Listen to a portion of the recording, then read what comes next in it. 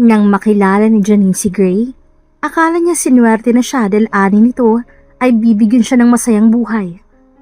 Marami itong pangako na akala rin niya ay totoo, ngunit nagkamali siya dahil lang tumira siya sa mansyon kasama ang mga magulang nito ay naging mala-impyerno ang buhay niya. Dahil nakapangako na pala ito ng kasal sa ibang babae, babaeng mayaman at nais ng pamilya nito. Ngunit ang mahinang babaeng inapi at inalipusta ay nabigyan ng pagkakataong bumangon, magsimula at magtagumpay hindi lamang sa kanyang buhay, kundi sa pag-ibig.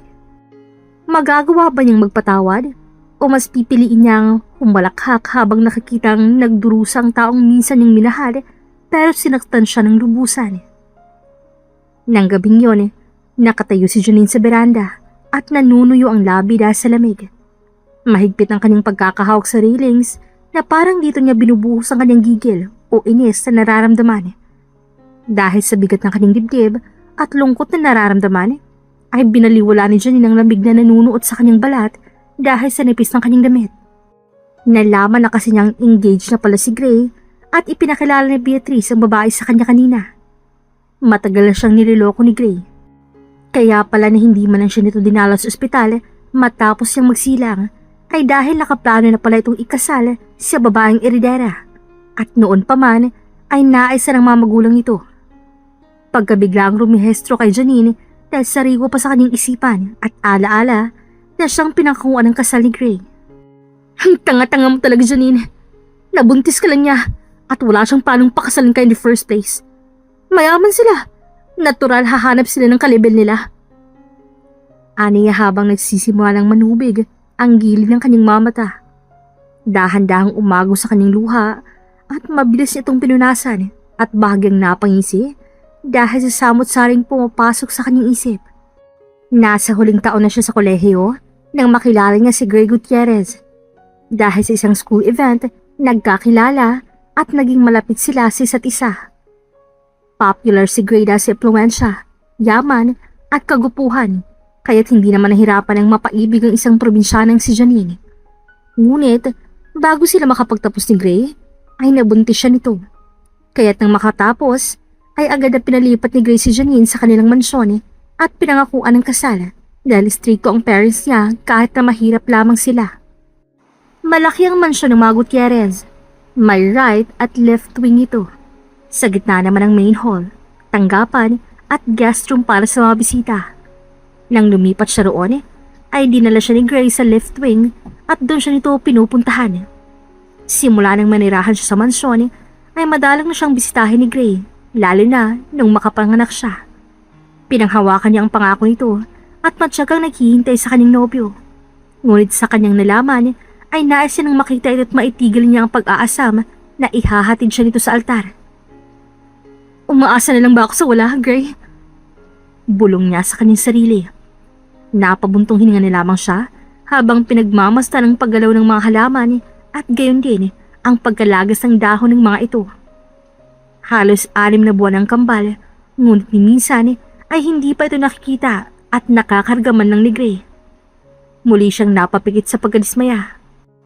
Halos mapatalon siya sa gulat nang bigla na lang sumulpot si Gray sa kanyang likuran at simulan siya nitong yakapin. Gayon na lang din ang nararamdaman ng kiliti nang simulan nitong halikan ng kanyang lieg at bahagyang bumulong. Janine, I missed you. Gray?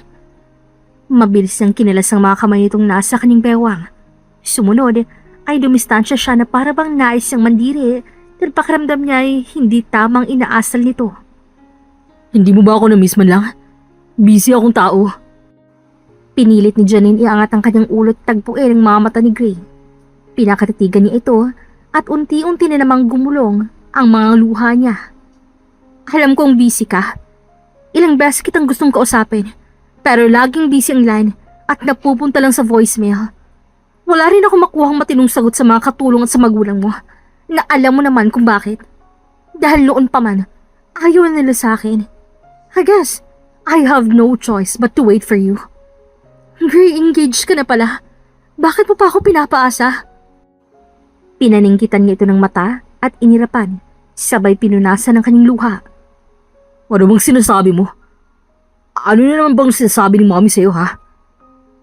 Hindi na napigil ni Janine ang bugso ng kanyang damdamin. Pakiramdam niya ay para siyang niloko at pinagtaksila ni Gray. Ngunit si Gray naman ay tila nagmamaang-mangan pat kalmado pa rin ang mukha. Alam ko na ang lahat. Hindi mo na kailangan pang magsinungaling. Gray, alam ko nang tungkol sa nalalapit mong kasasakababata mo. Okay. Alam mo na pala? Okay, look Janine. Naiipit ako sa nangyayari. Nabuntis kita at natural lang na suportahan kita. Sa huli, umamin na rin si Gray na aware siya sa mga nangyayari. Lumapit siya kay Janine at pinilit niyang yakapin ito. Ngunit matapang na sinabi ni Janine ang bagay na nagpagalit sa lalaki. Hindi ko na ipipilit ang pangako mo sa akin noon. Pinalalayan na kita. Basta wag mo lang kalimutan ang mga bata. What? Iniisip mo bang hahayaan na lang kita? Kapag nakuha ko ng kumpanya, ipapaanal ko ang kasal namin. Hang in there, Janine. Pakakasalan din kita. Hindi ko makumbisi sila Mommy dahil aalisan nila ako ng money. Kanina nakilala ko si Marian. Inaharap sa akin siya ng mommy mo. Mukhang mahal na mahal ka niya at gustong gusto siya ng mommy mo. Ayoko ng ganito, Gray. Anong plano mo sa akin? Maging kabit mo?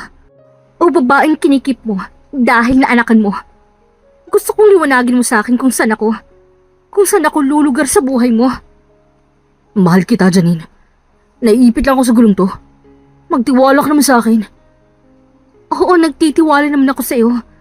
Pero sa ganitong sitwasyon, hindi ako pwedeng manatili na lang sa tabi mo dahil mahal mo ako habang may babaeng naghihintay sa iyo. Then stay.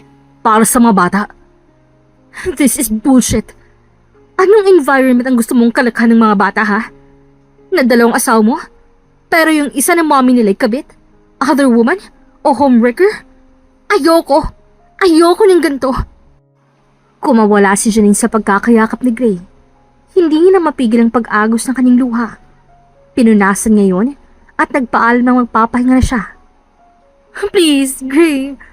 Sana naging tapat ka sa akin para naman maaga natanggap ko na. Ngayon minahal kita ng grabe. At naniniwala ako na sa pangako mo. Kaya pala ganun lang ang trato sa akin ng mga magulang mo. Hindi lumalabas na kabit lang pala ako. Ngunit hindi pa rin sumuko si Gray at sinundan niya si Janine sa loob at marahas na sinarado ang pinto. Pinilit siyang halikan nito at sa huli, pinaubaya pa rin niya ang sarili sa lalaking nababaliw lamang sa kanyang katawan. Ang ilang minutong pag-iisa ng kanilang mga katawan ay panandalian lamang ang naging epekto at matapos ay bumalik kay Janine ang lahat. Gayon din ang tunay na gusto lamang ng lalaki sa kanya. Nakaramdam siya ng galit dahil hindi man lang ito pinuntahan ang mga bata sa kabilang kwarto. Napayakap siya sa kanyang sarili at hinayaan niyang lamunin siya ng pagsisising naniwala siya sa mga pangako ni Gray noon. Ilang linggo pang lumipas, hindi na ulit niya nakita pa si Gray sa bahay. Iniwas naman niya ang sarili sa ina nito na ayaw sa kanya. Madalas ay lumalabas siya kasama ang kaibigang si Abby para mamili ng mga kailangan ng kambal. Ngunit hindi niya akalaing makikita nila si Abby si Gray kasamang babaeng pakakasalan nito, si Marian. Pinilit na lang baliwalain ni Janine ang nakita dahil kahit papano, nakakatulong ang hindi nila pagkikita dahil hindi na kayang itagong nasasaktan siya. Pero walang kaalam-alam si Abby kahit nawalan siya ng pagpipilian, kundi ang sabihin na rin dito ang kasakuyan niyang relasyon kay Gray at sa pamilya nito. Janine, di ba asawa mo yun? Sino yung kabugarang kasama niya? Mukhang kabit ni Gray yun ah. Tingnan mo naman sila, parang hindi mapaghihiwalay. Nagsisama ba kayo? O kumakabilang bakod na agad? Partida. Nabigayan mo na siya agad ng mga anak ko? Ngumusong ani Abby. Hindi ako ang pakakasalan ni Gray, Abby. Engaged na silang dalawa ni Marian. Siyang gusto ng pamilya niya. Naiipit naman si Gray sa sitwasyon dahil tatanggalin siya ng mana at karapatan sa kumpanya kapag pinili niya kami. Oh, tapos? Hahayaan mo na lang piliin niyang babaeng yun para sa pera at mana? Kaya mo ba ang ganung sitwasyon? May usapan na kami ni Gray, kaya tanggap ko naman ang nangyari sa amin. Huwag lang niyang itanggi ang mga anak namin.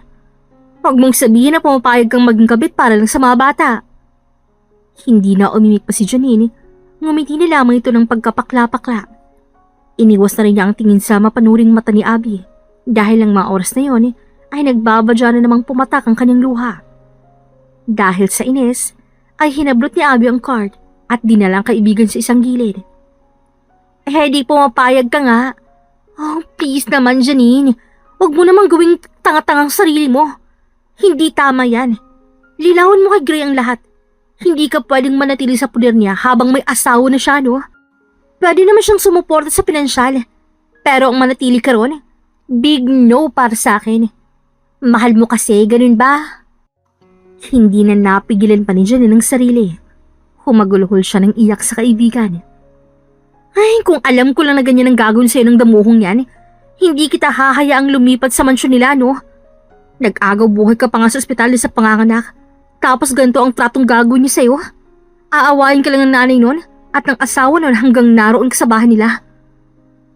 Nagugulahan na ako, Abby. Hindi ko na alam ang gagawin ko. Di umalis ka sa puder niya. Inayos siya ni Abing libangin ng sarili at kumain. Habang kumakain sila, ay hindi napigilan ni Janine ang gunitain ng nangyari noon bago niya pa ipanganak ang kambal. Gusto niyang kailapin ang lahat ng dahilan para iwanan ng lalaking nangako sa kanya, pero niloko lamang siya. Walang paglagyan ng siyang nararamdaman ni Janine ng mga sandaling yun. Kahit kasi malaki ng kanyang tiyan at ilang linggo na lang ang magsisilang na siya, ay nagawa niyang makapagtapos sa kolehiyo. Isa pang lubos ng ikinasasaya ay ang makita ang kanyang soon-to-be husband na si Gray na kasama niyang magtatapos. Nang matapos ang graduation, ay dinala siya ni Gray sa isang mamahaling restaurant. Mayaman ang pamilya ni Gray at marami sa kanyang mga kaklase ang inggit na inggit sa kanya dahil maliban sa yaman ay napakagwapo rin ito. Nasa harapan na Janine ng iba't ibang pagkain, ngunit malungkot pa rin itong nakatanaw doon. Marahan namang hinaplot si Gray ang pisngi ni Janine at inalkuhan ng kilay. Babe, bakit naman ang lungkot-lungkot mo? Umiling at mapaklang umiti si Janine. Hinawakan ni Janine ang kamay ni Gray at kinulong sa palad niya. Wala na akong mahihiling pa. Hindi mo alam kung gaano kasi ang puso ko dahil nakapagtapos na tayong dalawa. Hindi ko lang mapigilan na malungkot dahil si nanay at tatay, hindi pa nila alam ang tungkol dito. Dito sa pagbubuntis ko. Buti na lang at natapat ang anihan. Busy silang dalaw sa bukid kaya hindi sila nakarating. Bakit ba kasi kailangan mo pang ilihim? Gusto mo bang umuwi tayo sa inyo para naman makilala ko na sila? Tsaka, pakakasal na naman kita, di ba? Hindi na nagawang pigilan ni Janine ang pagiging emosyonal nang marinig ang mga bagay na yun kay Gray. Nanggilid ng kanyang luha dahil punong-puno ng sinseridad ang mukha ni Gray. Nasabi ko naman na sa'yo na may pagkakonservative si tatay. Malamang kapag nakita niyang buntis ako, ay baka hindi na tayo makabalik ng Maynila kaagad dahil pipilitin niyang makasal tayo kahit sa West lang. Naging seryoso na rin ang mukha ni Gray kasabay ang pagbawi ng kanyang kamay kay Janine. Nung dalhin niya at ipakilala si Janine sa kanyang magulang, ay tinanggap naman nila ito, ngunit hindi pumayag na maikasal sila. Kaya't pinilit ni Janine, inilihim ang tungkol sa kanyang pagbubuntis dahil sa takot niya sa kanyang ama. Hayaan mo. Pakikiusapan ko si Mom at Daddy para naman makasal na tayong dalawa. Kaya lang siguro, after ko nang maging CEO. Nag-aalala na rin kasi ako sa iyo lalo pat kambal yan. Ayos lang naman ako, kaya lang hindi ko na kaya magkikilos pa dahil ramdam ko ng bigat nila.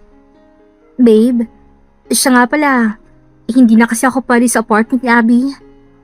Lumipat ka na kasi sa bahay. Doon maaalagaan kita.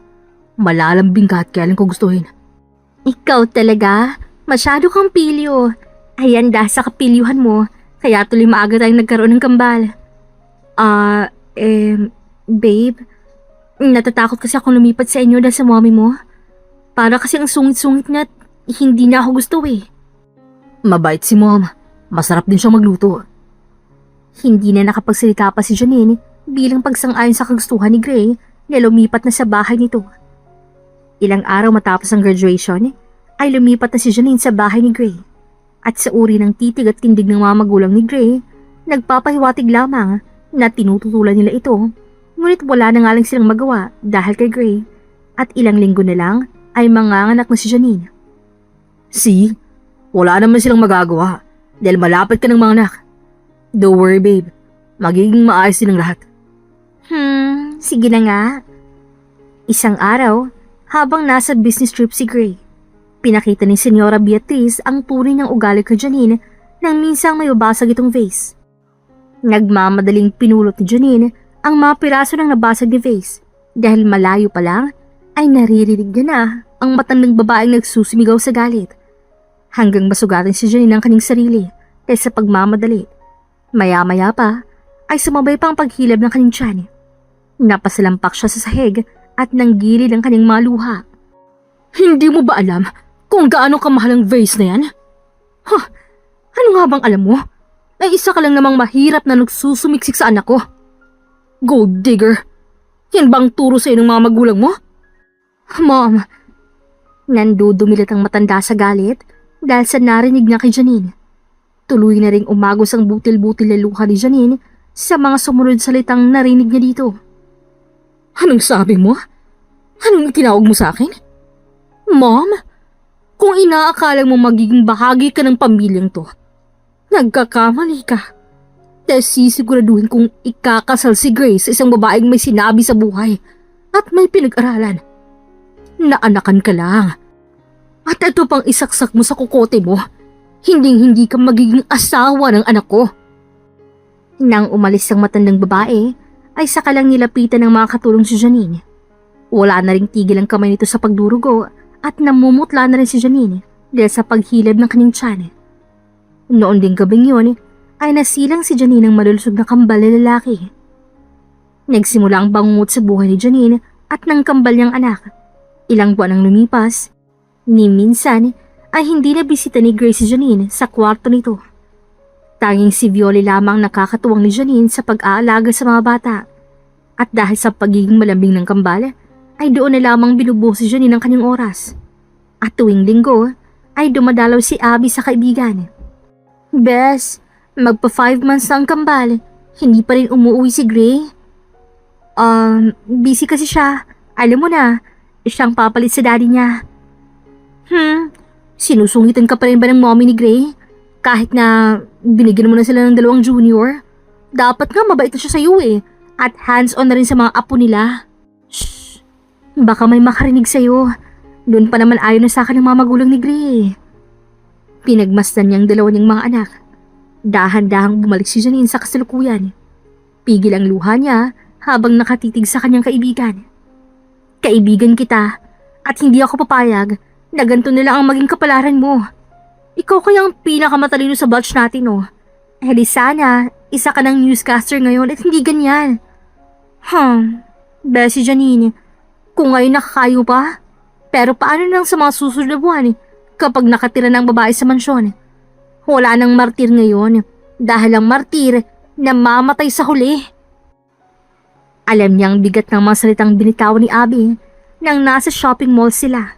Gayun din ang sinabi ni Grace sa kanya noong nakaraang gabi. At sa huli, binaliwala ni Janine ang mga narinig niya kay Abby at patuloy na pinagkakatiwala ng mga salitang sinabi sa kanya ni Gray.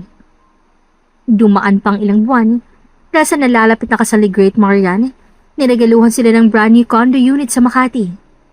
Dumalas na raw na umuwi si Gray at minsan na lang umuwi sa bahay. Hindi na rin nagtaka si Janine dahil yun naman ang inisyal na plano ng pamilya, ang magsama si Gray at Marian. Nilunok ni Janine ang pangungulila at nabubulok ng pag-asa para sa kanyang mga anak. Patuloy pa rin ang pang-alipusta ng magulang ni Gray sa kanya na kung tratuhin siya ay para siyang katulong. Pero alam niyang mahihirapan siya kapag sumuko siya dahil maliliit pa ang mga bata kaya hinayaan ni lamang niya ito. Isang gabi, umuwi si Gray lasing na lasing at hinanap nito si Janine. Patulog na noon si Janine na sa maghapong pagod sa pag-aalaga sa mga anak at pagtatrabaho sa mansyon. Babe, I missed you. Halika nga rito. Pagsilban mo ako. Bungad ni Gray habang pilit na inaabot ng kanyang kamay. Gray, bitawan mo nga ako. Engage ka na't malapit ng kasal mo. Kaya please lang, lumabas ka na sa kwartong to. Mamaya may magsumbong pang katulong dun sa mapapang sawa mo eh. Pag-initan pa ni Senyorita Beatrice sa mga anak ko. Saglit lang ako nawala. Bakit ganyan ka na sa akin? Hindi ko gustong makipag-engage sa babaeng yun. Napilitan lang ako. Sandali nga. Baka naman may iba ka nang nagugustuhan. Tama nga si Mom. Kapag lumalabas ka na, nakikipagtagpo ko sa lalaki mo. Si Jaden bang lalaki mo? Naggulat si Janine sa pagbanggit ni Greg sa pangalan ni Jaden. Hindi kasi niya inisip na pati ang kaswal na pakikipag-usap niya sa lalaki ay bibigyan ng ibig sabihin at gagamiting paninira sa kanya. Yan ba ang bagong sumbong ng nanay mo sa'yo? Paano pa ako makakalandi niyan? May kambal akong alaga at may trabaho rito sa mansyon. Dahil sa inis ni Janine, ay sinakyan na lang niya ang masalitang pinukol sa kanya ni Gray. Ngunit dahil doon, ay nanilisik ang mga mata ni Gray kaya't lalong napahawak siya sa kanyang dibdib. Hindi na bago ang mga ganitong kaganapan na magpagawa ng kwentong mga magulang ni Gray. Marahas siyang hindi ni Gray at itinulak sa kama. Gray, please. Akin ka lang. Ayoko nang may ibang lalaking umaaligid sa'yo. Madalas na kayo makita ni Jaden. Magkausap. At nagtatawa rin pa. Gusto mo palang magpaligo sa pinsan kong mayabang eh. Nangako rin ba siyang iahon ka niya sa hirap? Mabait si Jaden sa akin at sa mga bata. At kung ako naman din ang papipiliin, mas gugustuhin ko ng pinsan mong yon dahil may pakialam sa amin ng mga bata. Malapit ka lang ikasal. Kaya pwede ba? Huwag mo na akong puntahan dito. Ginagalit mo talaga ako. Pinilit na lumaban ni Janine kay Gray. At dahil sa kagustuhang makatakas kay Gray, ay pilit nang inabot ang spray bottle na binigay ni Jaden sa kanya ng epekto'y pampatulog. Gray, sumusobra ka na. Nagmamadaling lumabas ng kwartong yun si Janine nang maspray na niya ang pampatulog kay Gray. Nakasalubong naman niya sa labas si Beatrice, nakunot ang noo at pinaningkitan siya ng mata. Mabilis siyang pumasok sa kwarto ng kanyang mga anak at doon na lang natulog. Isang araw habang nagdidil yung mga halaman sa hardin ni Janine, ay bigla nilang sumulpot si Jaden. May dala itong mga bulaklak na agad namang ikilsinamangot ni Janine, lalo na nang mapunta roon ang tingin niya. Para sa itong mga bulaklak na to. Pero bakit nakasimangot ka? May problema ba kayo ng kambal? O baka naman sinungitan ka na naman ni Tita Beatrice? Umiling si Janine at nilayon si Jaden, ngunit makulit ito at bumuntot pa rin sa kanya. Hey, kausapin mo naman ako. Noong isang gabi, umuwi si Gray. Lasing na lasing at galit na galit. Dahil madalas daw may makakita sa ating magkasama at nag-uusap. Pinaghihinilaan niyang may relasyon tayong dalawa at inaakit kita. See? Kahit kabaitan mo pinag-iisipan ng hindi maganda. Kaya para lang mailiw ka sa ganito, iiwasan na lang kita. Nagulat naman si Janine sa reaksyon ni Jaden. Nakita niya kasing napangiti ito. Ngunit, ang sumunod na lumabas sa bibig ni Jaden ay lalong naparealize kay Janine ang kirot. Bakit ka pa kanya hinahadlangan? Balita ko, magkakalak na sila ng fiancé niya. Kaya minamadali ang kasal. Sa narinig na kay Jaden, napahinto siya. Parang may pagkirot siyang naramdaman at mas lalong lumalim. Kaya ka ba nagpunta rito para lang ibalita sa akin yan? Excuse me, Jaden.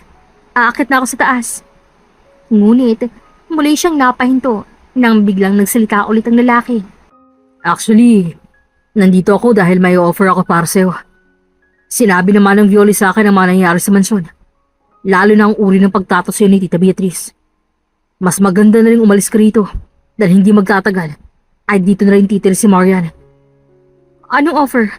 At saka, bakit ba ganito ka nila mag-alala sa akin? Nabuntis na naman ako ng pinsan mo. At isa pa, kaya lang ako nandito. Kasi sa mga bata. Exactly. Yan ang i-offer ko sa'yo. Ticket mo para makalis ka rito. Ha? Paano? At ano namang kapalit? Trabaho. Gagawin kitang news anchor sa TV network kong hawak. Alam ko namang mahal na mahal mo si Gray. Pero hindi naman naging maayos ang trato nila sa'yo. Kaya ka lang naman nagtitiis dito dahil wala kang pera. Bibigyan kita ng trabaho para makapagsimula ka ulit. About naman sa kapalit, gusto ko lang makitang malayo ka sa pinsan ko.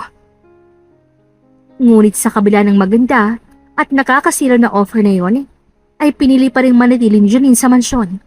At pinakita niya nga matigas ang kanyang paninindigan na manatili. Salamat. Pero hanggat hindi sa akin sinasabi ni Gray na kailangan naming umalis, hindi ako alis. Kaya ko namang magtiis. Hindi ko masabing katangahan nung mahal mo lang talaga si Gray kaya ka ganyan. Pero just in case na magbagong isip mo, heto ang business card ko. Call me. Padadalang kita ng recommendation letter agad. Ngumiti ng pagkapakla-pakla si Janine dahil napaka-persistent ni Jaden ng araw na yon.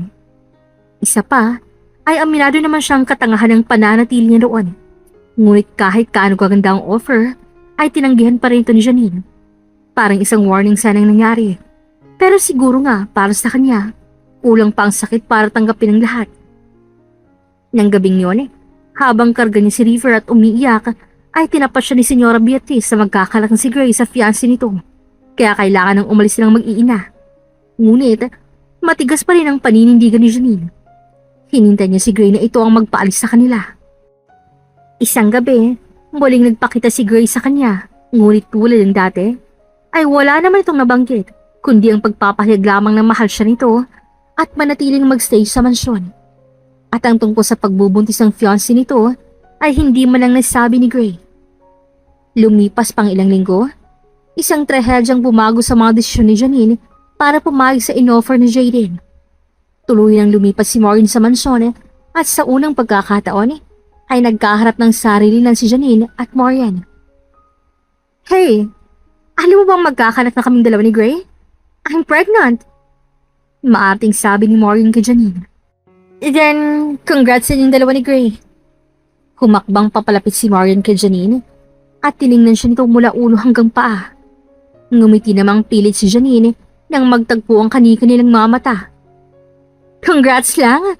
Wala bang okay? I'll pack my bags and say my goodbyes. Alam ko namang ayaw na ayaw sa akin dito. Pero hanggat hindi kay Gray nanggagaling ang pagpapalis, ay hindi ko gagawin. You think mahal ka pa rin ni Gray? At dahil may anak kayo kaya kumakapit ka pa rin? Kasal na lang ang kulang sa amin ni Gray. Matatawag na akong asawa. At magkakaanak na rin kami. Kaya kung ako sa'yo, umalis ka na. Isama mo yung makukult mong anak. Umarting, babaliwalain ni Janine ang mapatutsadi ni Marian. Kaya't humakbang paalis si Janine. Ngunit, nahigit ni Marian ang kamay niya. Hindi pa ako tapos sa'yo. Bastos ka talaga't walang modo. Ano pa bang gusto mo? Anong gusto mong marinig ha? Na ano? Kahit nakasal na kay ni Gray, hindi ka pa rin niya kayang mahalin. At may mga gabi pa rin siyang dumadalaw sa akin para painitin ang gabi niya. You slut! Homewrecker! Akmang sasampalin ni Marian si Janine, ngunit mabilis na nahuli niya ang kamay nito. Ano ka mo? Homewrecker? Hindi ko alam na engaged na kayo. Ako nga ang parang niloko at pinaglaruan ninyo. Tsaka para maliwanag lang sa'yo ha. Pwede ba? Hindi ko na aagawin si Grace sa'yo. Sayong-sayo na siya. Sa pagkakalas ng kamay ni Janine, ay sinadya ni Maria na mapaupo ito sa sahig. Sa lakas nun, ay napasagaw ito. Nanlaki naman ang mata ni Janine dahil sa nangyari. Maya-maya pa, ay lalong napasigaw si Marian dahil sa dugong umagos mula sa kanyang hita. Dahilan para mapaatras si Janine. I'm sorry, hindi ko sinasadya. Hindi ko matatanggap yung sorry mo. Pagbabayaran mo ang lahat. Palalayasin kayo dito. Agad na dinala si Marian sa ospital. Nang gabing yun, isa lang inaasahan ni Janine. Inaasahan niyang kakausapin siya ni Gray dahil alam niyang dahil sa nangyari ay nawala ang dinadala ng fiancé nito. At noon nga'y kinausap siya nito sa balkonahe. Anong ginawa mo kay Marian? Nawala ang baby namin ng dahil sa pittiness mo. Nag-ibang reaksyon ng mukha ni Janine sa kanyang narinig. My pittiness? Yan bang sinabi niya sa'yo? May CCTV naman siguro ang living room. Pwede mong panoorin. I know, may audio rin yun. Stop! Stop! Pack your things. Iwanan mo ang kambal. Yun lang ang makakapagpagaan ng kalooban ni Marian. Ang umalis ka. Iwanan? Kanino? Sa'yo? Sa mommy mo? Naririnig mo bang sinasabi mo, ha? Ako na pinangakuan mo ng kasal. Pero anong nangyari? Si ba ka magpapakasal? Bakit? Dahil syempre utos ni mommy? Gusto ni mommy? At bakit ko naman iiwan sa iyong kambal? Gusto mo bang kasuhan kita at ng mommy mo ng pananakit sa anak ko? I have proofs. Nagtitimpi lang ako. Pero once umalis ako dito, isasama ko ang mga bata. At wala ka nang babalikan kahit na magkandiletse-letse ang buhay mo. No, Janine, Rain, or River. Pagkat na tumawa si Grace sa narinig niya. Anong babalikan? Huwag na nga tayong maglokohan, Janine. Ano? May usapan na ba kayo ng pinsan kong sanay na sumalo ng mga pinaglumaan at nilawayan ko? Ang kapal ng mukha mo. Minahal kita, Gray. Pero sinira mo ang buhay ko. Leave the kids to me. May future sila kesa sa'yo. Hindi mo sila kayang bigyan ng lahat ng pangangailangan nila. Ako? Kaya ko. Talaga? Wala kang pakialam sa kanila eh. Kaya kung pinaalis mo na ako, kasama ko ang mga bata. Pero itong tandaan mo, ipamumukha ko sa'yo kung sino ako at kung sinong minaliit mo. Umalis ang mag-iina ng gabing yun. Si Gray naman ay naiwang sumisimsim ng alak. Patuloy siya sa paglagok na para bang wala ng bukas. Hanggang datnan siya ng kanyang ina. Hey, hindi mo mapupunta ng asawa mo sa ospital? Hinihintay ka niya. How about Janine? Hindi mo ba siya palalayasin? Pinalis ko na siya. Ano pa bang gusto ninyo? Sinira na ninyo ang pamilya ko. Ipinamukha ko kay Janine kung gaano siya kababang babae. Ba't hindi ba totoo? Is that she really is? She only wants to be part of this family because of our family status. Of our money. Tuluyan na nawalan ng gana si Gray kausapin ang kanyang ina. Mom, can you stop? Kung gusto mo ikong pumunta kay Marian, magulo ng isip ko. Ngunit bago umalis ang matanda, ay nagbigay muna ito ng suwestyon sa anak. Bakit hindi kayo pumunta ni Marian sa ibang bansa? To Europe or US? 2 to 3 years kayo roon. I'm sure na mas magiging smooth ang marriage ng dalawa. I promised, hindi ka nagugulo yung babaeng yun. Nang gabing yun, hindi pinuntahan ni Gracie Marian sa ospital. Mas inuna niyang lunurin ang kanyang sarili sa pag-inom ng alak. Samantala, si Janine, kasama ang kambal ay muling kumatok sa kondo ni Abby. Bes, gabing-gabi na. Bakit kasama mong dalawang bata? Pinilayas kami ni Gray. Talaitula ko si Marian. Nalaglag ang dinadala niya. Kasalanan ko naman. Hindi ko siya masisi. Masakit mawala ng anak. Nagsimulang humagulhulang iyak si Janine. Habang ang dalawang bata ay nagsisimula ng gumapang at gumabay-gabay sa mga gilid. Tingnan mo sila, Janine. Wala kang dapang iiyak dyan. Nasa yung dalawang mong anak. Kaysa naman lumaki sila sa ganung pamilya, no? Noon ko pa naman sinasabing ang toxic ang setup ninyo. Hindi ka piniling pakasalan. Dapat umalis ka na. Pinabayaan ka na nga sa ospital at ni minsan hindi siya nagpakaama sa mga bata. Hindi siya gaanong kahalaga. Ang tanga ko. Pero inilaban ko talagang mga anak ko. At kung aalis ako, kasama ko sila. Bes, don't worry. Tutulungan kita. Open ang bahay ko sa'yo at sa mga inaanak ko.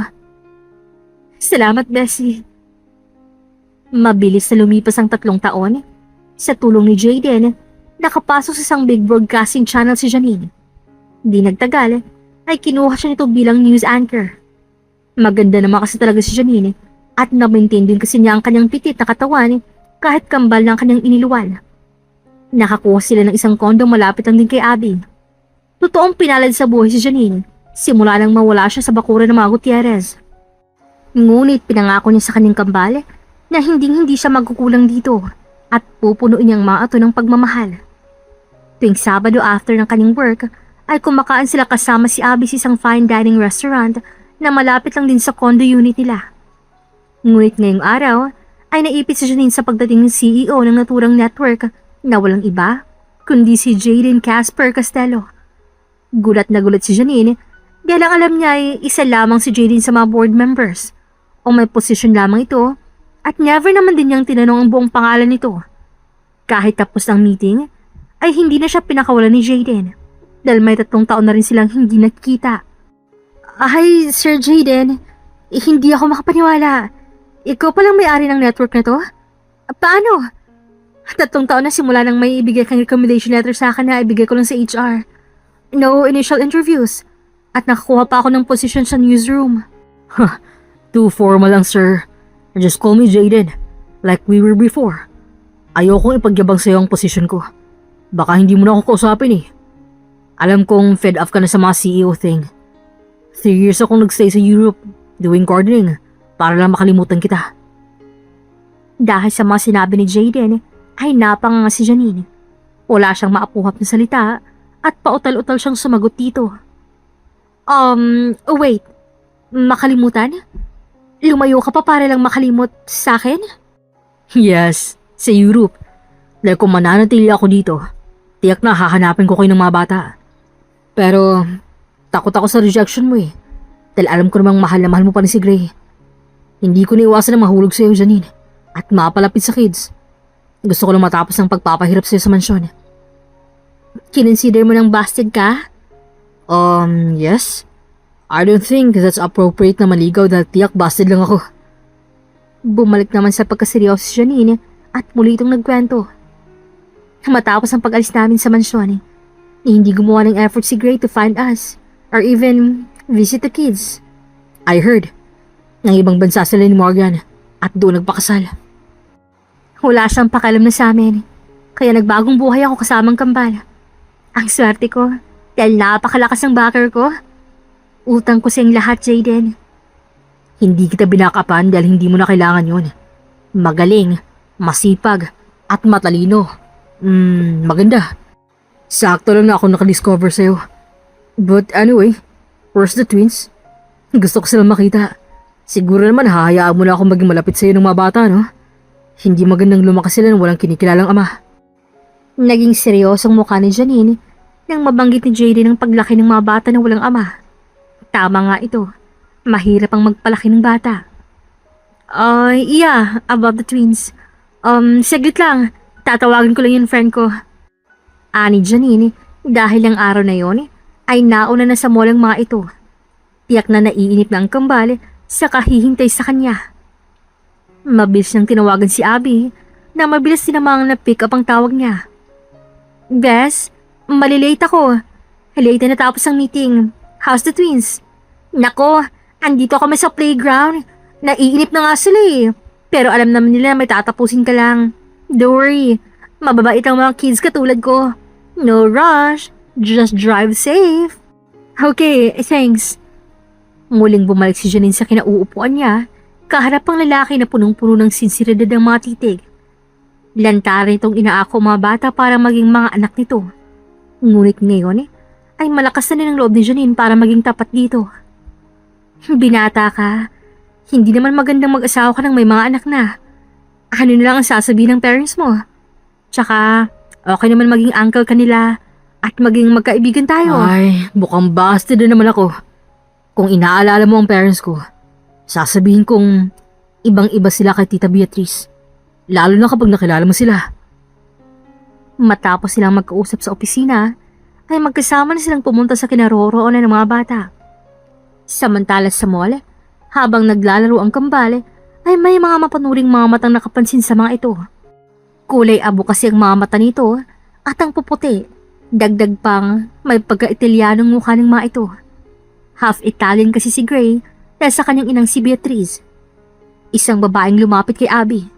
Napaka-sopistikada ng ayos nito at napaka-eleganting gumalaw. Hi, I'm Esther, marketing hand ni Louie.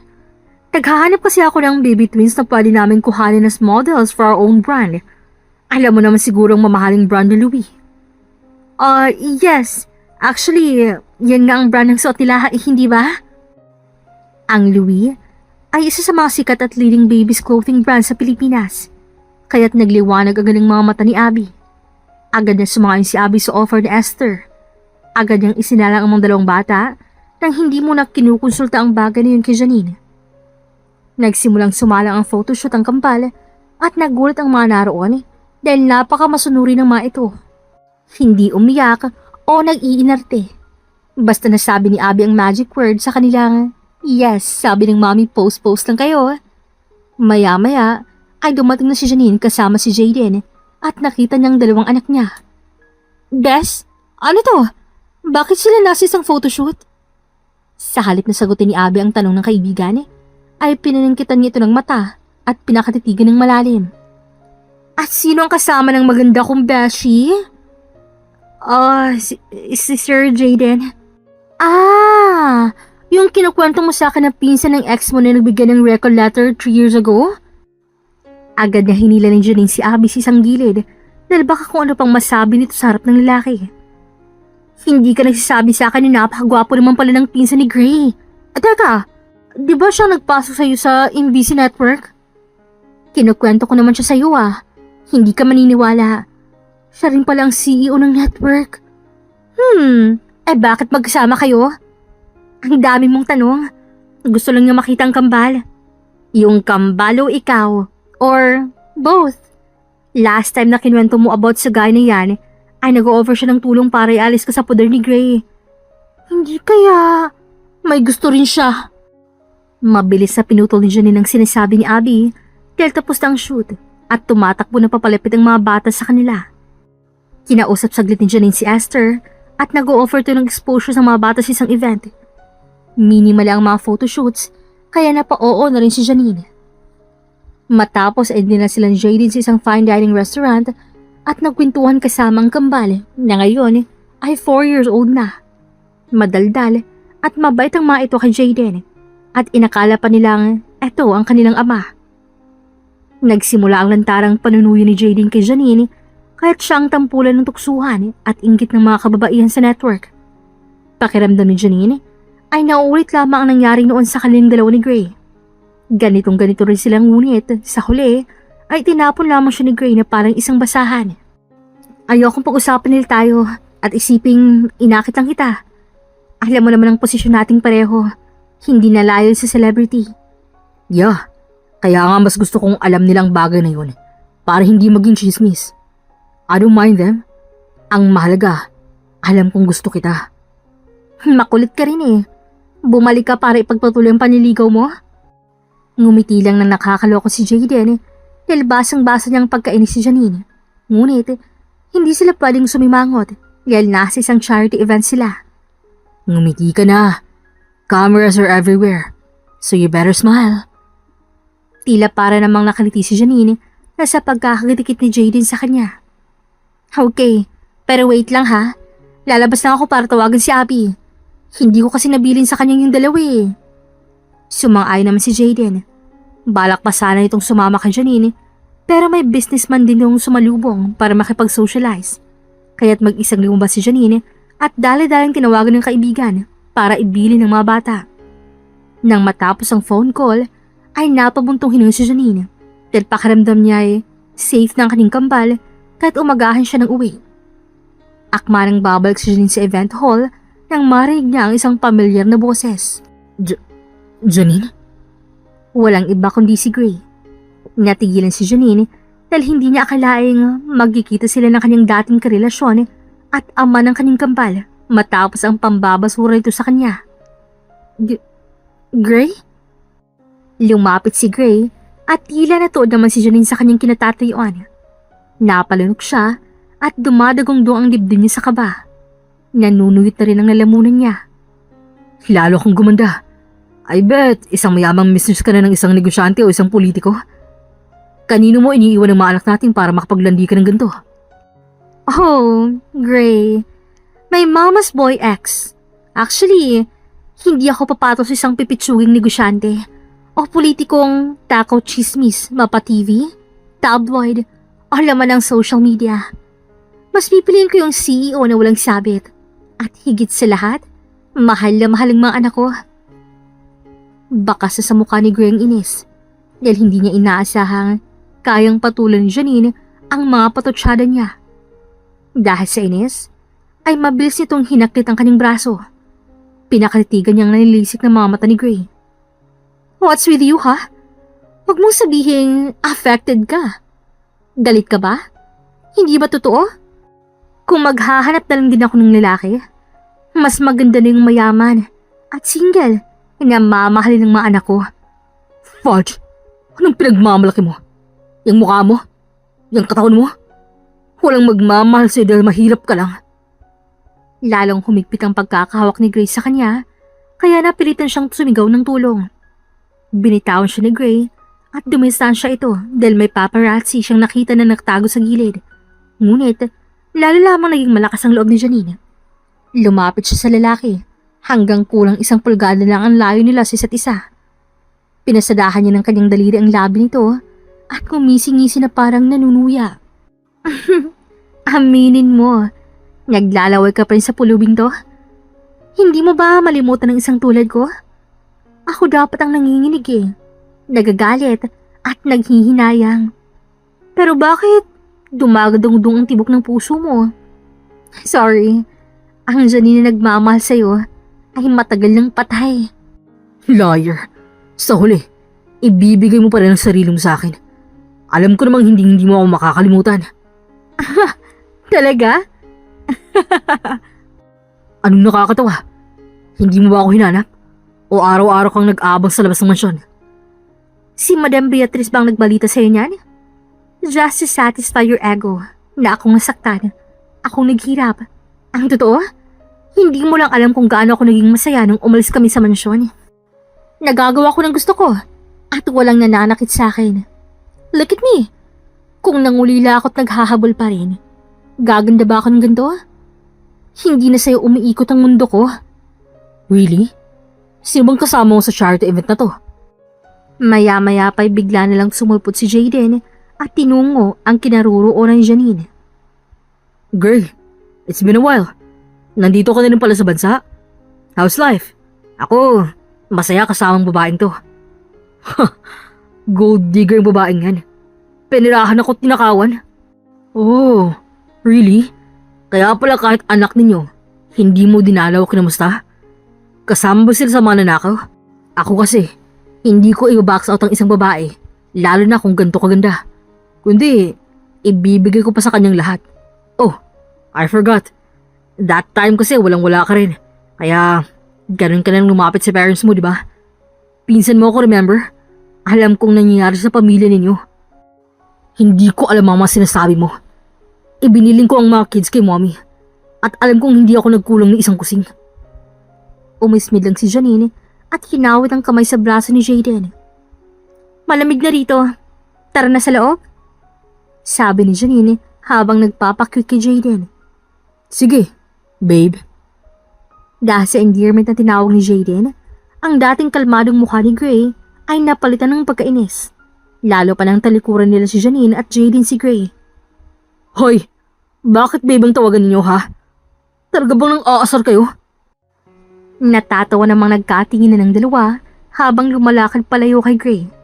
Umastang parang batang inagawan ng lollipop si Gray na lalong kinababa ng tingin ni Janine sa kanya. Mula sa isang gilid ay pinagmamasta ni Janine at Jaden si Gray. Buong gabi kasi itong umiinom at ni minsan ay hindi niya nakita si Marian sa tabi nito. Dapat na ba ako maawa sa kanya? He deserves it. Pinalayas ka niya. Tinanggalan ng sustento ang mga bata. At ni minsan ay hindi man lang dinalo ng inulus mo. I heard mula sa isang kaibigan na hindi naging magandang pagsasama ni Great Marian simula nang makunan to. At isa pang chismis ay may lalaki raw ang kanyang asawa. Nanlaki ang mata at natutop ni Janine ang kanyang bibig dahil sa pagkabigla. Talagang legit na nasa ganyang industriya ka. Alam mo ang chismis sa totoo. Yup, like hindi chismis na nanilaki si Marian. Pero part pa rin siya nilang pamilya, kaya ang baho nila, baho ng buong angkan. Pero wala namang pakialamang bansa sa ganyang usapin Mas pag-uusapan nila ngayon kung sinong dinidate ang CEO ng MBC. Oops, wala naman tayong relasyon Sinamahan ng kita rito, din nakiusap ka. At isa pa, ganito naman talagang magkaibigan Yes, sa ngayon magkaibigan. Hindi pa naman ako sumusuko Hindi napigilan ni Janine ang pag-init ng kanyang pisngi. Kung noon ay walang epekto ang mga ginagawa ni Jaden, ngayon kabaliktaran. Dahil sa tuwing magdidikit ang katawan nila o aksidenteng madidikit ang kanyang kamay dito, ay may kilig siyang nararamdaman. Mabilis niyang binawi ang kanyang kamay na nakakawit sa braso nito dahil hindi niya maitatangging feel secured siyang kasama ito at ayaw naman niyang magpahalata sa lalaki. Siguro naman, pwede tayong umuwi ngayon. Medyo inaantok na ka rin kasi ako Sure, babe. Napalunok siya nang tawagan siya ng gano'n ni Jaden. Hindi niya tuloy malaman kung inaasar lamang siya nito dahil kay Gray. Nang nasa loob na silang kotse, ay natigilan siya nang hulihin ni Jaden ang kanyang kamay. Hindi niya tuloy maikabit ang seatbelt. Nagtagpo naman ang kani-kanilang mga mata at unti-unting nilapit ni JD ang kanyang mukha kay Janine. Si Janine naman ay para namang natuod at huminto sa paghinga ng ilang segundo dahil sa tensyon at sa huli, bilang pagpapaubaya ay mariin siyang napapikit. Hinintay na lang niyang dumampi ang labi ng lalaki sa kanya, ngunit hindi nangyari yon. Naramdaman niya ang paghila nito sa seatbelt at ang lagitik nito. Naimulat niya ang kanyang mga mata at ang kaninang pamumula ng pisngi ay mabilis na napalitan ng pamumutla. Alam ko namang hindi ka pa ready. Maghihintay pa rin ako, Janine. Next time, hindi ko na pakakawalan ng mga labing yan. Napalunok si Janine at umiwas ng tingin. Wala siyang maapuhap na salita ng masandaling noon. Hindi niya tuloy malaman kung talaga nga bang nag-move on ang puso niya at maaari niya nang tanggapin ang pag-ibig ng lalaki. Tulog na tulog ng kampal ang dumating sila. Hindi na nagtagal si Jaden at bago ito umalis, ay sinilip ang mga bata sa kwarto. Hindi naman nakahuma si Janine nang bigla itong humalik sa kanyang pisngi. Naiwang nakaawang ang bibig ni Abby dahil sa kanyang nakita. OMG! May something na talaga sa inyo? Ano yung pagsilip sa mga bata at paghalik sa pisngi mo, ha? Hindi kaya kaugali rin ni Gray ang isang yan? O yung family niya? Nagsali ng wine si Janine para sa kanilang magkaibigan at lumakad sila papunta sa balkonahe. Actually, nagkita kami ni Gray kanina. Talaga? Oh, ano nangyari? Nagbago na ba? O lalo lang naging malala? Naku, Bessie ha? Umaanda na naman yung pagiging mosang ko sa buhay mo.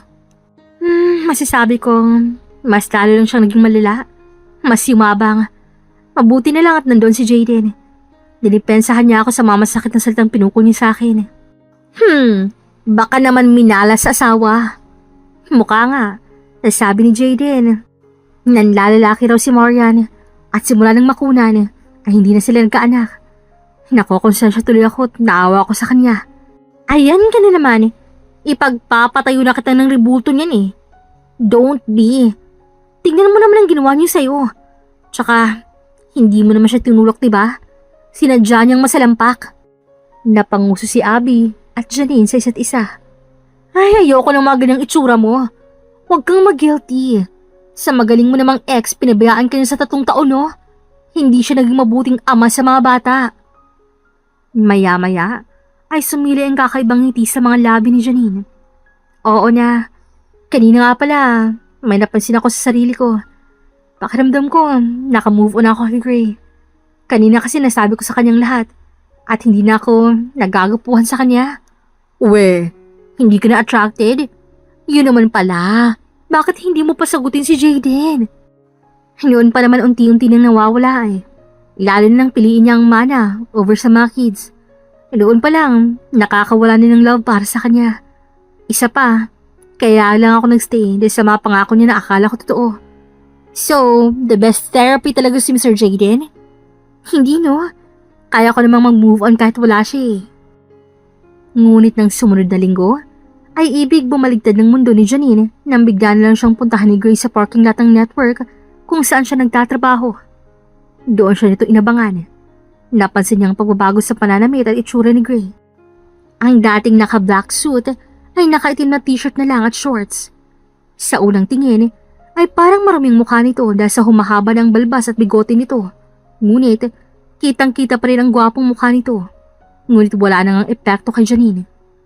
Hey, Janine, pwede ba tayong makapag-usap? Anong paanda na naman to, Gray?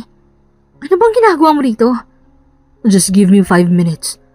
Gusto ko lang naman kitang makausap eh. Ang dami kong kasalanan sa'yo. Sa mga bata. Nawala ang katinuan ni Janine nang hawakan siya nito sa kanyang kamay. Ngunit, nang pakatitigan niyang lalaki, ay mabilis itong binitawan ng kanyang kamay na parang wala namang intensyon sa kanyang masama. Napabuntong hininga si Janine at sa huli, pinagbigyan niya ang lalaki. Pumasok sila sa isang coffee shop na malapit lang din doon. Okay, lampas 5 minutes na ibibigay ko sa'yo. For once, Gray, tahimik na ang buhay ko. At saka hindi ako nang hingi ng kahit isang kusing sa'yo. Umalis kami sa poder mo nang walang wala. Tapos bigla ka nalang darating? At ganito? Anong kailangan mo? Nag-alangan si Gray magsalita at napansin ni Janine. Para itong may kinatatakutan pero walang tigil sa paglingalinga sa paligid at nanginginig din ang kamay nito. Ngunit mahalaga kay Janine ang oras niya at wala siyang oras sa mga paandar ni Gray. Gray, ano na? Janine, nagtatago ako ngayon. May kinahaharap akong kaso soon. Makukulong ako. Kaya gusto ko sanang makita ang mga bata bago mangyari yun. Makukulong? May pinatay ka ba? Bakit ka naman hindi kukulong? Sirang-sira na ang buhay ko. Simula nang iwanan ko kayo. Actually, si Mario nang makagawa ng lahat. Kasalanan ko naman din kasi nasilaw ako. Kaya bago ako makulong, gusto kong makita ang mga bata. Please, Janine. Gusto ko lang makita ang mga anak natin bago ko harapin ang kaso ko. Para kung gagong paikot-ikot na hindi ko alam kung paano ko sasabihin sa'yo ang mga bagay na to Please, walang pagkakataon. Gusto ko silang makita. Nanggigilid ang luha ni Janine habang pinagmamasa ng nagmamakaawang lalaki. Galit ang unang nangibabaw sa kanya, ngunit kahit papano ay may kirot siyang nararamdaman na nagpagbagabag sa kanyang dibdib. Janine, galit ka pa rin ba sa akin? Maiintindihan ko kung ayaw mo. Hindi ako lumapit sa'yo para makipagbalikan. Alam kong hindi mo deserve isang tulad ko. Pinabayaan ko kayo at pinili si Marian. Kasalanan ko yun. Sandali, pumapayag na ako. Pero pagkatapos, harapin mo na ang dapat mong harapin. Hindi ka makakapagtago habang buhay. Tumango si Gray at sumilay ang kapirasong ngiti. Nang nasa kotse na sila, ay bigla na lang nag-ring ang telepono ni Janine at nag-flash ang screen ang pangalan ni Jaden. Nakita yun ni Gray at napakunot ang noo. Bago pa man sagutin ni Janine ang kanyang telepono, ay pinaanda na muna niya ang kanyang kotse. Bakit hindi mo sagutin? Hindi ako makikiususo, no? Nang makita ka na sa party, mas lalong nag-sink in sa akin na hindi mo deserve ang lalaking tulad ko. Tama naman si Jaden at hindi ako nakinig sa kanya. Mamaya na lang sa bahay. Makakapaghintay naman ang lahat ng bagay. Kung emergency naman, magte-text naman yun. Hindi pa natatapos si Janine ang sasabihin, ay nag-flash sa screen ng cellphone niya ang message ni Jaden. Kasama mo ba si Gray? Huwag kang magtiwala sa kanya. Pinaghahanap siya ng mga pulis. Napatingin si Janine kay Gray at sinamangutan niya ito. Binaliwala ni Janine ang text message ni Jaden at dinala niya si Gray sa kondo. Sa pinto pa lang ay sumalubong ng kambal sa kanilang ina. Ngunit, parehas sama itong natigilan nang makita ang lalaking kasama niya. Hindi naman napigilan ni Gray ang maluha, ilang kambal kamukhang kamukha niya. Napangiti naman si Janine sa inasal ni River sa harap ni Gray. Humarang kasi ito.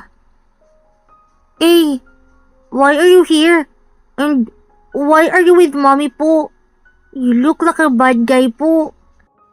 Nagpakawala ng hangin si Janine bago ipakilala si Gray sa mga bata. Walang tigil sa kapupunas ng luha si Gray ng mga oras na yun. Hindi niya tuloy matitigan ng dalawang bata. River, Rain, siya ang daddy ninyo. Ngunit salit na lumapit ang dalawang bata, ay nagtago sa likod ni Janine ng mga ito. Oh, Gray, tatayo ka na lang ba dyan?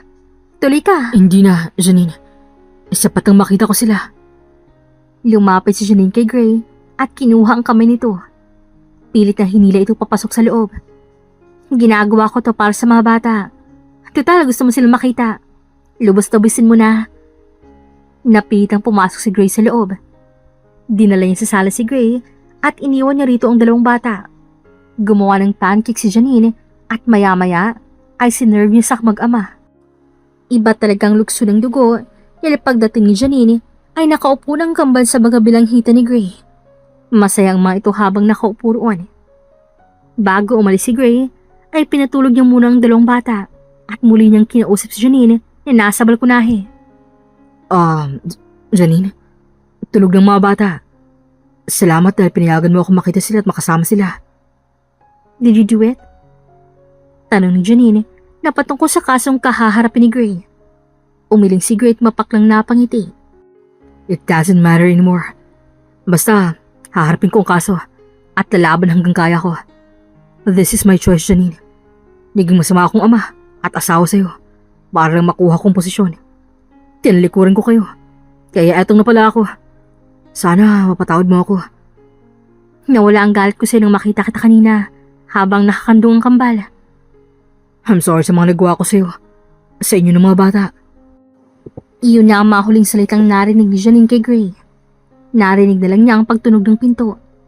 Lumipas ang 1 linggo, tuluyang nakulong si Gray dahil sa embezzlement. Hindi na nagulat pa si Janine dahil alam naman niya ang nangyayari kay Gray. Bumagsak ang Gutierrez Corporation na dating namamayagpag sa negosyo. Isang araw, kumakain sila ba si Janine at Jaden nang mabanggit ng lalaki ang tungkol kay Gray. Pinuntahan niya ba ang kambal bago siya sumuko? Nung araw na message ako sa'yo, nandoon si Gray sa condo? Oo, kasama ko siya. Inabangan niya ako sa parking lot at nakiusap na makita ang mga bata. Hindi ka natakot na baka kung anong gawin niya sa'yo at sa mga bata? Hindi, nakiusap naman siya ng maayos. Anak pa rin naman niyang kambal. Hindi ko na inisip na maaari niyang saktan ng kambal. Siguro nga, malaking pagkukulang niya. Pero alam kong hindi siya masamang tao. At hindi rason yun para ipagkait ko sa kanyang mga anak niya. Wala na ba siyang hiningi maliban sa kambal? Hindi ka ba niya, alam mo na, inayang makipagbalikan ulit? Divorce na siya kay Marian. Umiling si Janine at muling tinitigan si Jaden. Bahagya itong napangwi kasi ginagawang pag-iling ni Janine. Do you still love him? Hindi na. Alam na namin ang pros and cons ng partnership naming dalawa. Walang dapat ulitin at hindi na pwedeng i-edit or i-retake. Tapos ng story namin ni Gray. Ang mahalaga na lang, natuto ko sa mga nangyari. So, hindi pa rin ba bebenta sa'yo ang CEO? Takot ka pa rin ba magmahal ulit? Ayan ka na naman. Hindi sa takot o ayaw ng sumubok magmahal. Gusto ko lang kapag nagmahal ako, alam kong siya lang ang nasa puso ko at wala nang kahit kapirasong alinlangan. I understand, Janine. Maghihintay ako kahit kailan pa yan. Salamat, Jaden. Matapos ang 4 na taon, ay muling nagpakita si Janine sa kanyang mga magulang. Kung noon ay napapanood lamang siya sa TV, ngayon ay nais niya ng harapin ng mga ito. Patuloy pa rin siya sa pagsuporta pang pinasyal, ngunit nanatiling itinago ni Janine ang totoong nangyari sa kanya sa syudad dahil sa takot na magalit ang mga magulang at itakbil siya. Nanginginig siyang tumawag sa kanyang mga magulang sa labas. Ilang sandali pa, magkasunod lumabas ang 2 matanda at salit na nakatingin sa kanya ang mga ito ay sa 2 cute na bata na tinatawag silang Lolo at Lola. Akala ni Janine ay magagalit ang mga ito sa kanya, ngunit halos nanginginig ang mga kamay ng kanyang ama habang binubuksan ng tarangkahan at nagsimula ng tumulo ang luha ng kanyang ina. Ilang oras ang biyahe mula Maynila hanggang dito para tiisin mo kami ng ganito, Janine. Nay, Tay, natatakot akong humarap sa inyo dahil sa... Niyakap siya ng kanyang ama kahit hindi pa niya natatapos ang pagsasalita. Nagkasya na lang kami ng nanang mo na makita ka sa TV. I'm sorry, Tay. Nay, siya nga po pala. Sila po ang inyong mga apo. Si River at Rain. Noon din, ay naunawaan na ng 2 matanda kung bakit hindi umuwi ang kanilang unika iha. Napailing ang 2 matanda at nagtigisa sa pag-akay sa kambal papasok sa kanilang tahanan. Isinalaysay ni Janine ang mga nangyari at napuno ng iyakan ng buong kabahayan, ngunit napalitan naman yun ng kakaibang saya nang magsimulang magpatawa si River at sayaw ng 2 matanda. Pinakita ng kambal kung gaano sila kabibot kasaya. Isang buwang nanitili si Janine sa probinsya kasama ang kambal hanggang isang araw ay dumating si Jaden. Laking gulat ni Janine nang matunto nito ang kanyang bahay. Anong ginagawa mo rito? Kung sinusundo mo kami, hindi pa kami uuwi. Remember, na-approve ang 2-month leave ko? Akala mo ba, ikaw ang pinunta ko rito? Pumunta ako rito para suyuin ang tatay mo. Nagulat si Janine sa sinabi ni Jaden. Hindi niya lubos maisip na ganito ang gagawin ng lalaki. Matapang nitong tinungo ang matandang ng lalaki at nagmano. Nagpakilala ito bilang maniligaw ni Janine at lantarang hinihingi ito ang kamay ni Janine para sa kasal. Sa halip na sagutin siya, ay binigay ng matanda ang palakol. Natawa naman si Janine dahil sa reaksyon ni Jaden. Kadarating pa lang nito, palakol lang hawak-hawak. At nang gabing yun, inaya ng tatay ni Janine uminom si Jaden. Tinugo naman iyon ni Jaden, ngunit sa huli ay sisigog-sigog itong lumalakad papasok sa kwarto kung saan nakahiga si Janine. Ay, kabayo! Lasing na ako. Asan ba ako higa? Ang lakas uminom ng tatay mo. Mabilis na inilalayan ni Janine si Jaden papunta sa kabilang kwarto. Tumango naman ang matandang lalaki bilang pagsang-ayon sa akbay-akbay ni Janine. Ay, tay, mahinang uminom to. Ano bang pinag-uusapan ninyo? Sabi niya, bukas ang kasal niyo sa West. Pupunta tayo ng maaga kay Mayor para may kasal kayong dalawa. Ano ho? Bukas agad? Kala ko pa naman magpapakipot pa kayo.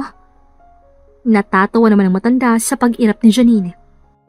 Nang nasa kwarto na sila, nasa bigat ni Jaden, ay para silang bumuwal sa kama. Babangon pa sana si Janine nang mabilis siyang yakapin ni Jaden. Wala ka nang magagawa. Umuo ng tatay mo. Kapag pinayakdo kita, papalakulin niya ako ng ano ko. Bukas na tayo mag-usap. Lasing na lasing ka. Dito ka na matulog, please. Malaking kwarto. Malamig. Wala akong kayakap. May kayakap ka rito. Si tatay dito matutulog. Doon kami nila nanay sa kabila. Good night, love. Napangiti naman si Jaden sa endearment na binanggit ni Janine. Tanda lamang na tinatanggap na siya nito. Hindi lang bilang manliligaw, kundi nobyo sa gabing yon dahil bukas ay ganap na silang mag-asawa. Kinabukasan, maaga pa may tumatawag na sa labas. 2 puting van na nakaparada sa labas at ang sakay ay mga maaayos kay Janine kasama si Abby. Laking gulat ni Janine dahil sa maluluwag ng ngiti ng kaibigan. Ito pala ang plano ni Jaden, kakuntsaba niya si Abby. At ng araw ding yun, nagpakasal si Jaden at Janine. At sa harap ng lahat ay buong pusong nangako si Jaden, napakaiingatan niya ang puso ni Janine at hindi niya ito sasaktan. Ang kambal na may masayang masaya at yun naman ang mahalaga kay Janine, ang maging masayang mga anak niya. Kaya tagal kong hinintay to. Ang alin? Yung mahalikan ka. Sabi ko naman sa'yo, hindi ko na pakakawalan yung labi mo. Hindi na napigilan ni Janine ang mamula dahil papalapit ang labi ni Jaden. Mabilis siyang hinarang yon gamit ang kanyang daliri. Oops, smack lang muna. Mamaya na sa bahay yung, alam mo na, nakakahiya. Ano ba yan? Sige na, Mrs. Costello. Pilyo siyang pinakatitigan ni Jaden. Nawari sila lamang ang naroon. Yun ang matagal nilang pinangarap. Yun ang matagal nilang hiling. Ang makalaya sa dating pag-ibig at minsan pa'y magmahal at matupad na siya'y maihatid sa altar. Nang sumunod na taon ay muli siyang pinakasalan ni Jaden. Ngayon ay sa simbahan naman at bago pa man matapos ang gabing yon ay binahagi nilang isang balitang magkakaroon na ng kapatid sina River at Rain. Masayang masaya sila sa buhay na meron sila at hindi sa hinagap na totoo pala ang kasabihang sa hinaba-haba man ng prosesyon o kanilang pinagdadaanan ay maging sila pala sa huli. Dito na nga po nagtatapos ang magandang kwentong ito. Hanggang sa susunod pong muli, this is Regine here in Kuya Agustin Stories. Daghan kayong salamat!